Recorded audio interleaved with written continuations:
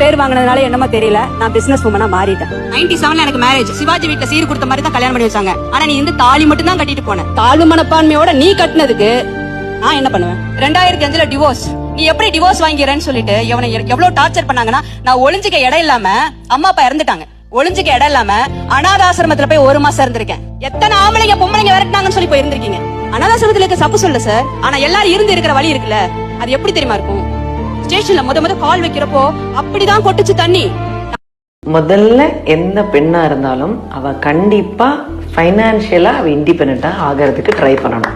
அது ஒரு நாளைக்கு 100 ரூபா தான் சம்பாதிக்க முடியும்னா கூட பரவாயில்ல. ஓகே. சோ நீ ஏதான பண்ணு, நீ தையே, இல்ல நீ சமையல் பண்ணி வித்து பண்ணு, கேட்டரிங் பண்ணு, இல்ல நீ ஏதாவது கிண்டர் கார்டனுக்கு ஒரு டீச்சரா போ, மாண்டிசரியில கேர்டேக்கரா போ, ஏதோ பண்ணு, ஆனா சம்பாதி. அவ்வளவுதான் நான் சொல்லுவேன். 2வது அந்த காசை சேமிக்கிறதுக்கு ட்ரை பண்ணும். ரைட்டா? இது 2 செஞ்சாலே உனக்கு தன்னம்பிக்கை வந்துடும். ஓகே. தன்னம்பிக்கை வந்தா அதுக்கப்புறம் நீ பாசிட்டிவ் ஆயிடுவ. பாசிட்டிவ் ஆனா ஆட்டோமேட்டிக்கா உன் ஃபேமிலி எல்லாரையுமே நீ பாசிட்டிவ் ஆக்கிடுவல.